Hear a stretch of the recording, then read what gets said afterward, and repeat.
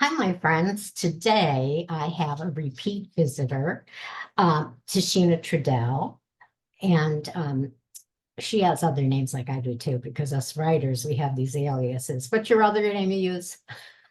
Talia Ambrose. Yes. So she's been here before, and she has written many, many books, fantastic fantasy books. And today and she also narrated my first book, Raised by Wolves, Trapped by Demons. And she narrated that for Audible. Thank you very much. And did a wonderful job. So today we want to talk about, well, first of all, say hi. Hello. Hey. How are you? Doing good? Yes, doing good. Like everybody, we have our little things, right? Um, Right. so what we're going to talk about, because Tashina and I are both on a lot of social media, and all you've been hearing about lately is TikTok and what a danger it is. And I see their points because, like my Facebook last year, I had 4,000 followers and I got hacked, and I have not been able to get it back. And little by little, little clues I've been getting, like the guy's partial email and his password, which is crazy, and different things. And they haven't done anything. Like, you know, but anyway, that's Facebook. I just made another page, went on. But I will tell you that I've been going into TikTok and deleting. Sometimes you end up with duplicate accounts. Did you notice that? Yeah. Yes. Yeah. So I'm going in and I'm deleting the ones that don't have the followers. I'm just keeping the one for today. I'm not sure if I'm going to keep TikTok or not. So what do you think Right. about that whole TikTok? They're trying to infiltrate and we should get rid of You it. know, I think that when it comes to social media or anything online, your personal information is never safe. It doesn't matter what platform you are on. It's all accessible to the people who want to get to it. Absolutely. Um, so I think that it's just a personal choice on which one you want to Yeah. work on and put your information on. Well, Facebook is an American owned company and I got hacked, and I'm sure the guy that Yes. hacked is in Asia somewhere, just by the little clues I found. Um, it's called Meta Infringement Incorporated. So what happened for me is I had a video and that came up. It said that, I was doing something I shouldn't, like playing a song maybe that was not, I not shouldn't be playing. So of course I clicked on it. I clicked on it to take that down. And that's how they get in. So now Yes. my thing is called meta infringement. And there's a whole group of people that had that happen to them. So Oh, goodness. yeah. So I've been switching to Instagram actually.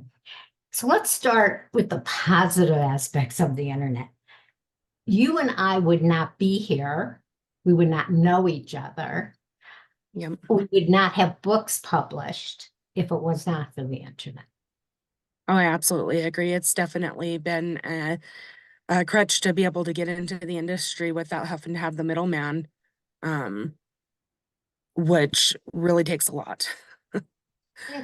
I tried that route in the beginning. I did the whole inquiry and agent thing and look and I got a couple reject letters, which I was glad I even got a reject letter that that Right? I Yeah. right.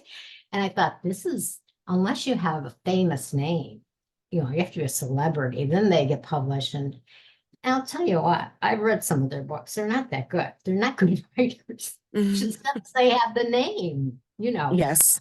But besides that, besides helping a lot of writers and artists and musicians and all kinds of people to get seen, there is a connection and belonging aspect with social media, because I know for me, it allows me to connect with family and friends more often, you know, Yes.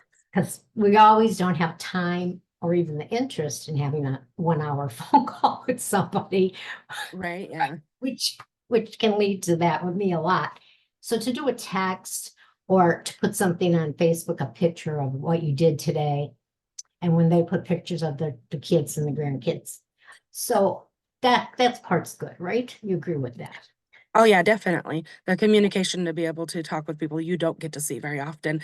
Like, of course, before internet and social media, you could do the phone calls and it's just not quite the same as being able to see the other person, seeing their facial expressions or seeing a smile that you missed for a long time.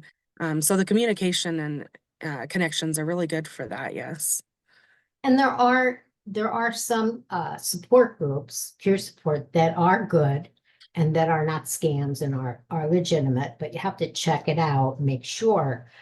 But these conversations, they facilitate a lot of things they talk about that they could not talk about in their everyday life, just, at the office or even having coffee with a friend.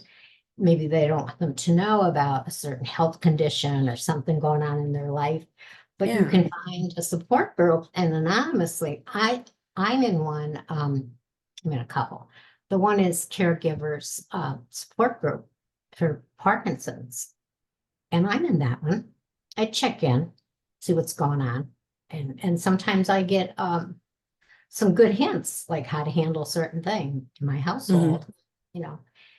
So have you done that? Do you belong to any groups? I am in quite a few groups because I use them as advice groups between narration and um, my writing. There's just so much information out there and experience out there that they share that can help you along the way.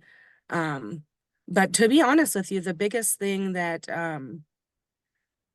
I've noticed with social media lately, with the groups helping and all, is a situation with my someone I'm really close to was diagnosed with kidney cancer just Oh, before Christmas. And that's nobody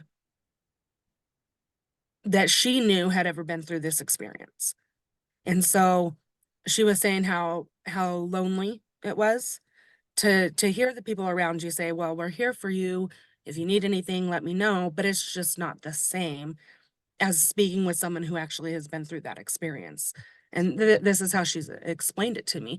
And so she found a few groups, support groups, and the one that she has been dedicated to give her a lot of advice on how to get through certain steps and maybe just listening to their situations and comparing them and being able to know that it's not a death sentence and you have support. There are survivors.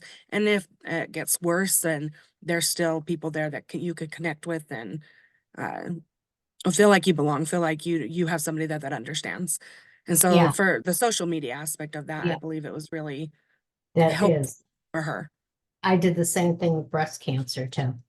I mean, there's just certain things, you don't want to be bending your friend's ear all day about all your worries and this and that. This is Hmm. easier because these are people that want to talk about those things or have been through those things. And the other thing that came out of how helpful internet is was COVID. It was 2020 when everything shut down. And all of a sudden, I'm not leaving the house because I have illnesses. I have autoimmune things, and I'm in Yes. the house for like 9 months or whatever it was. Now I'm ordering groceries online. Amazon's my best friend. And they're so quick. Like, I'll give you an example. My granddaughter came to visit last week and she gets to the airport and she calls me and says, Nana, I forgot the car seat. Now, I don't know how she could forget a car seat, but she did. And maybe she just wanted me to buy her one and not have to carry it. I don't know. So she was coming in the next day. So I went and I ordered, and actually it was from Walmart, not Amazon. And they said if you pay $10, you can get it today. They'll bring it right to you. It's worth it. I had that car seat within 2 hours. I sent her a picture while she was waiting to board the next plane. So I can't believe it. She's young. And she said, I can't believe that. I said, yeah, it's here. It's in our car. So things like that. Wow, that's great. But also, here we go negative, because I was looking at car seats, I'm going to get all these pop-ups now about baby stuff at car seats. Yep. Algorithms and yeah, and that's part of it, you know. Do you find that you get a lot of pop-ups when you research Oh, something? definitely. Honestly, we could just be talking about something and all of a sudden a pop-up comes up and we're like, oh no, they were listening. Well, Alexa, I have an Alexa, Right. and I'm sure she listens. Right. Yes, definitely. My spouse actually says, unplug it. We don't need it listening. Well, it is funny because I know she's listening because she's waiting for commands, but you don't know what they might put in there that all of a sudden they're collecting information. And it's such a yin and yang. You have to decide how much you want to put up with. Um, as far as the negative for the kids and young people, there's a lot of comparison and pressure put on them. They're always comparing themselves with others, and they're unrealistic role models. They're people that Mhm. are, maybe they're movie stars or singers or whatever, and they have certain lifestyles. And I think the kids get obsessed with that stuff. What do you think about that? You're younger than me, so what do you Um, think? I definitely think that it sets an unrealistic expectation on our children's views of what they're going to expect growing up, what they should be, how they should look, and how they should act. All the technology today with being able to change your pictures and Photoshop them and filter them to make you Yep. look different. And these kids are seeing this, not realizing the technology behind it, thinking, I need to look like this. I need to have flawless skin and long lashes and perfect hair and a perfect body. And I mean, I know that that is something that's always been around with magazines and movies, Right. but it's made it more unrealistic for them. So when it comes to social media, and on top of that, it's so hard to monitor the social media. And so when it comes to the social media, my children are not allowed to have social media, actually. How old are they? I have a 4-year-old, a 7-year-old, and a 9-year-old. And so Okay. they don't have cell phones. They are not allowed to see any TikTok videos, any reels, shorts on YouTube. YouTube's not even allowed for them. So you're Um, not you're not like everybody, because I'll tell you what, my granddaughter, she, and she shouldn't do this, she does it, and but she'll like give him her phone and he goes to YouTube, and he's not even 4. He's 3.5. He'll be 4 in August, and he yeah. knows all about the internet. And he'll watch, I mean, not that he's watching anything terrible, but just the fact that it's used as a way to keep him quiet or busy. I don't like that, and that's the thing about it. From 4 years old all the way up to 25 years old, it sucks all their time. I mean, really think about it, how much time is wasted. Now, luckily, all my grandkids are athletic and do things, and they're not, on that 24 hours a day. And getting back to the body image too. What's terrible about that is the big thing with anorexia. Mhm. And I forget the name. Do you know the name they use? It's a girl's name. Is it Alice? They use a You girl's know, name for I'm this not sure. website. I think That's it's a something I haven't heard of. yeah, yeah. There's a like a semi-secretive little group, and it's for people that are anorexic that want to continue to be anorexic. And that to me is terrible. Like, I don't know. Now, maybe the government is trying to cut, like watchdog, that kind of stuff. I don't know, but they should. Suicides, a lot of things are Mhm.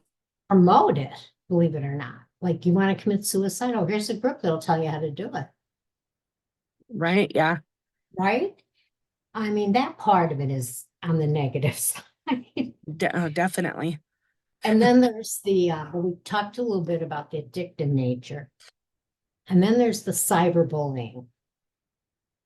Mhm. Mhm. I'm Sure. definitely, Have you experienced any of that?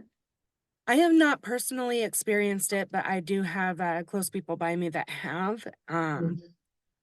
And it's something that I fear for my children growing up, going into this teenagehood. My 9-year-old, she's getting there, and it's just so scary because it's like a saying that I've seen before is that all the stuff that we did, it's lucky that we didn't have the internet because at least it's not out there for the world forever.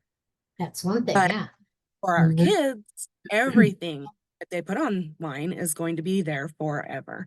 Yeah. And I've heard some really bad stories about the cyberbullying, and I'm a little bit worried about it. That is also another part of the reason why I'm not allowing them to have the social media. Now, your 9-year-old is getting close to an age. Is it a boy or a girl, your 9-year-old? A girl. Okay. Oh boy, look out. She's Oh gonna yeah. start thanking you to use the internet. Has she started yet? They have their tablets Yeah. and they are monitored on those and not allowed to like surf Google or anything like that. And Yeah. she has tried. She'll come up with certain things that she wants to earn money for or something, so she'll try. And when I catch it, I'm like, nope, you're not allowed to search things because Yeah. even if they're searching something innocent, it may not Oh, come oh, up I know. innocent. Yeah. And it's we used the slang when I was a kid. Well, everybody else is doing it. My, Hmm. my parents used to say, well, if your friends were jumping off a bridge, would you jump off the bridge too? I used to hate that. I don't know if you Well, ever heard that. You're younger than me. I no, no, no, I've definitely heard that. And when Yeah. my kids came back with the well, yeah, probably I would answer. Yeah. Yeah.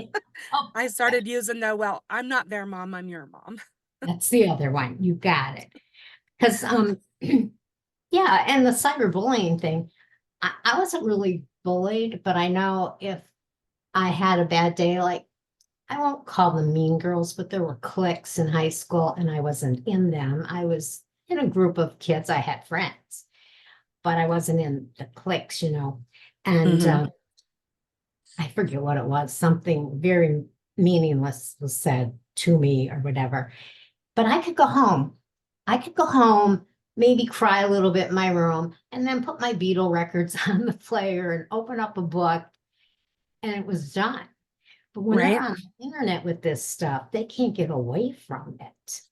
Hmm. You know, Yep, definitely.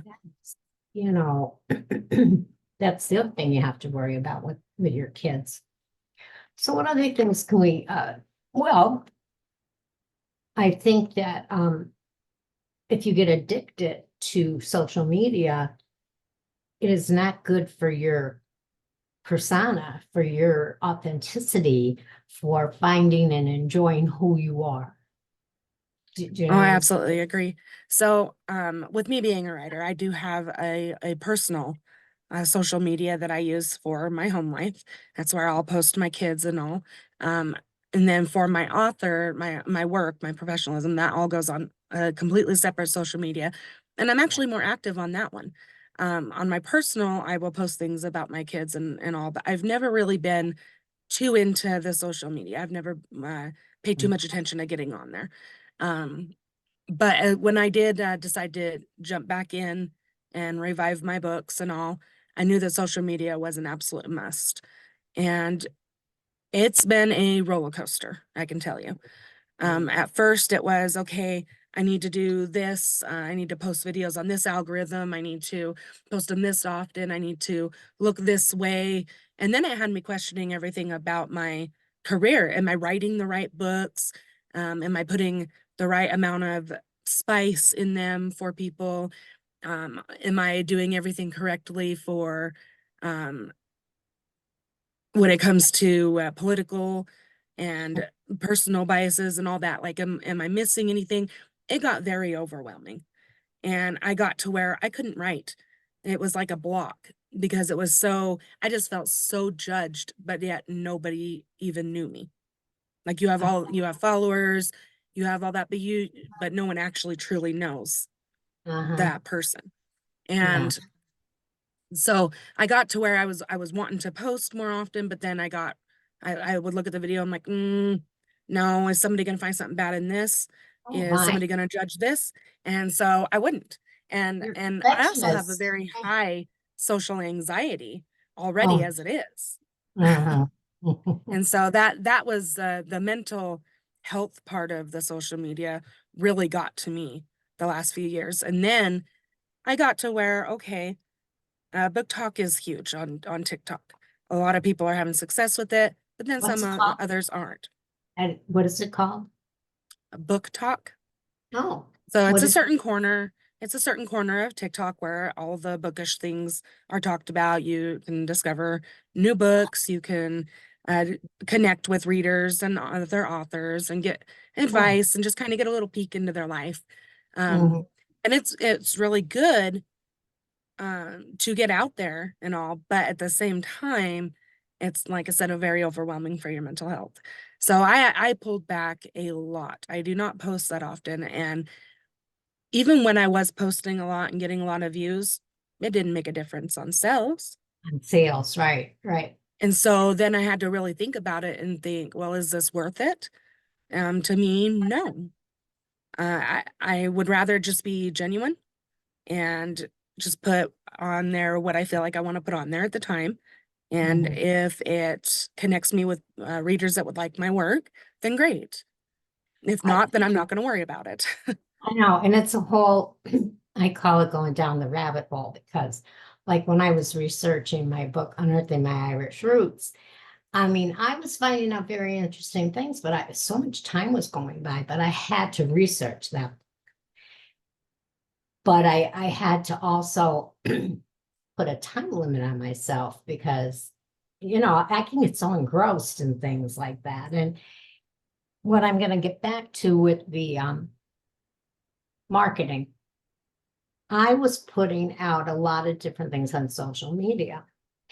And I was on Substack, but I wasn't sure of what it could do for me, what its purpose was. So I wasn't really posting there. And then I decided to post a chapter from one of my books on Substack.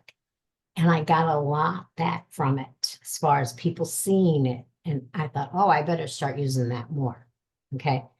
And then if you look at where you get your followers on the social media, um, I have a lot on Instagram and really I have a lot on TikTok. I have more on TikTok than Instagram. So I had to learn how to make reels, Hmm. which I enjoy, you know, but another thing I'm doing.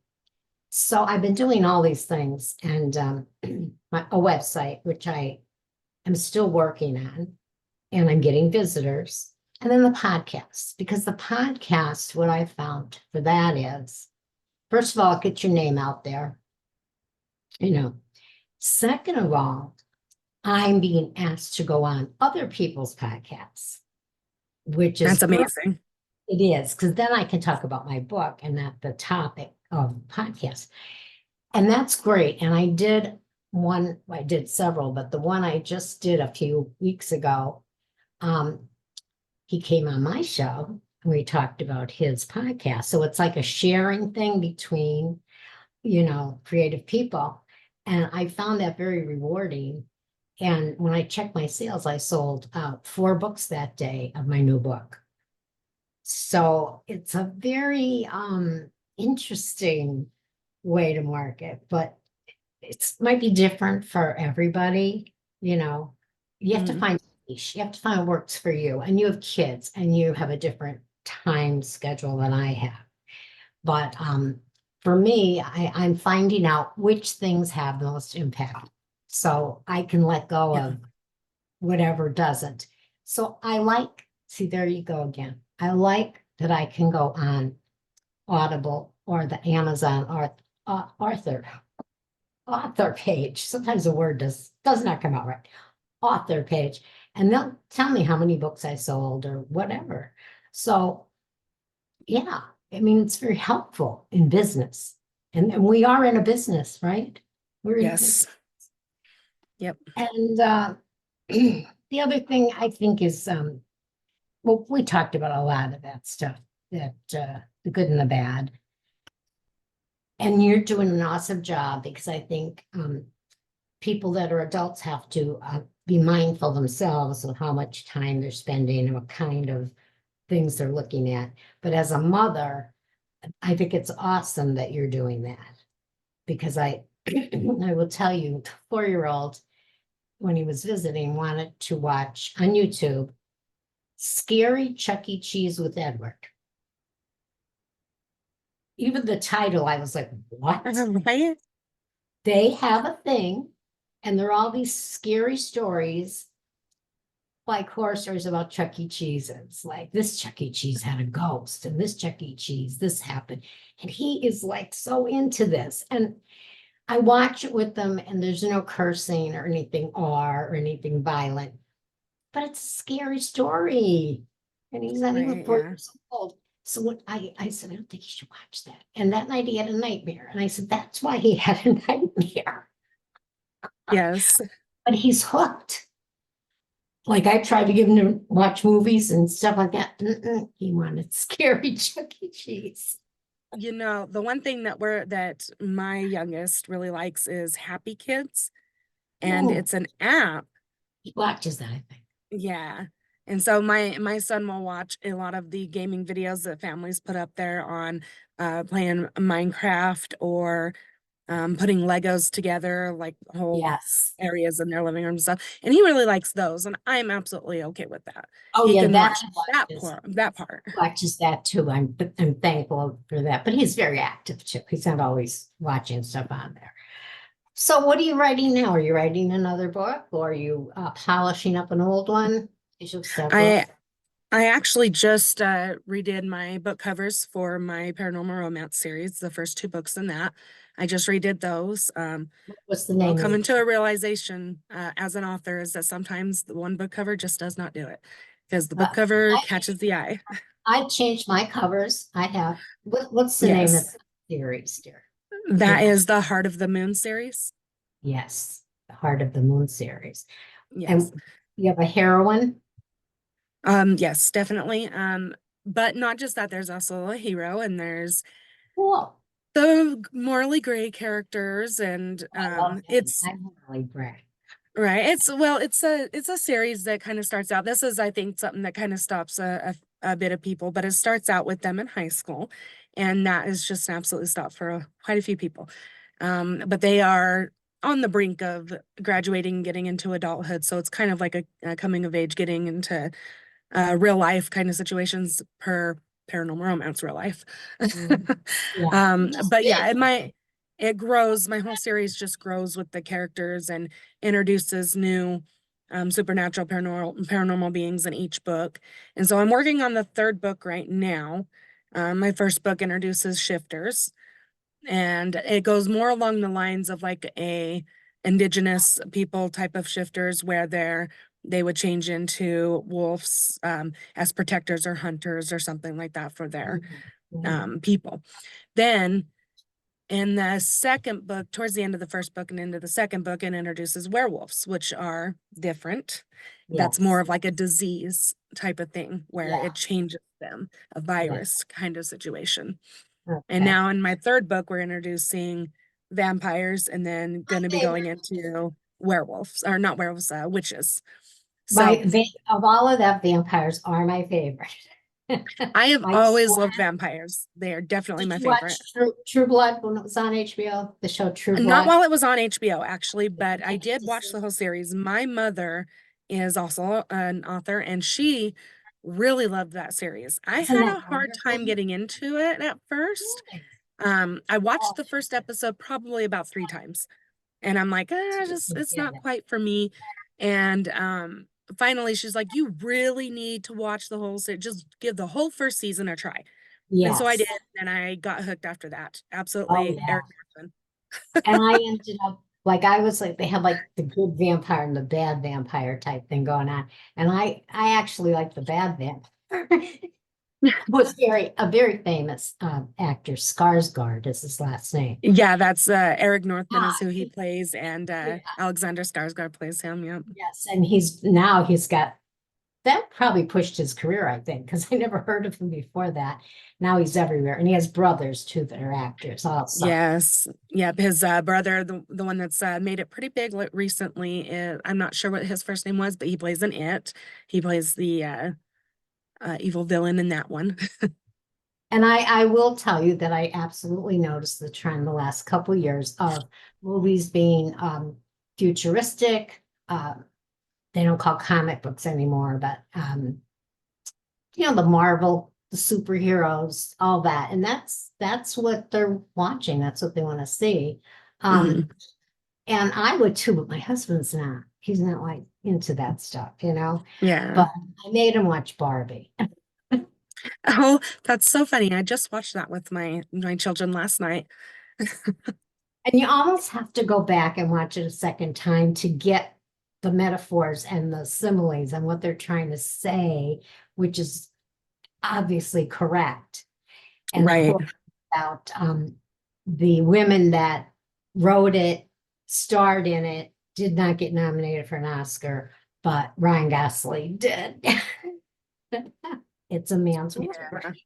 Yeah. It is. It is Well, definitely a man's world. but we're changing that. We're changing that. My whole podcast, we're empowering women. My website's empowering women, be heard. Yes. Book I just wrote, which I'll have to send you a copy, and you could think about narrating it for Audible, is called Be Heard, Surviving Your Demons. And it's really going to be like a workbook, but there's going to be each chapter an anecdotal experience from myself, let's say. And then at the end, whatever gets triggered for them, they could work on. Things like abuse, whether it was domestic or childhood, addiction, everything. So I'm hoping that does well. Well, I did sell a couple copies already, so I'm happy about that. That's good. Yeah, and I think it's more for younger people, And that's another story how I came to write that. We'll talk about that next time. So we talked about everything about the internet that we're interested in, not politics. I'm not interested. There's no sense going there because that's No. life of its own and it's too out there for me Right. right. That's a fantasy novel right there. That's science fiction. All right. Right. So you keep writing, keep doing what you're doing with your kids, which is fabulous. I'm going to send you that, but I'm going to send you the digital. But oh shoot, Okay. I can't send it today because they redid something, but in a day or two. All right. Okay. And you let me know what you think because I really appreciate your opinion. I do. Okay. Yes, definitely. So thank you, Tashina, for today. You were wonderful, and I love seeing you. Oh, definitely, Maria. It was really good talking with you. It's been a long time. It's been a while, and I love talking to you. Yes. Yeah, we'll have to look at each other's current books and see what other topics we can talk about because we have a lot in Yeah. common. Yeah. All right. I hope everybody enjoyed this little talk, and just remember to self-care, take time for yourself, and that doesn't mean going on the internet. Try doing a meditation. Bye, Fresh everybody. air. Fresh air and meditation.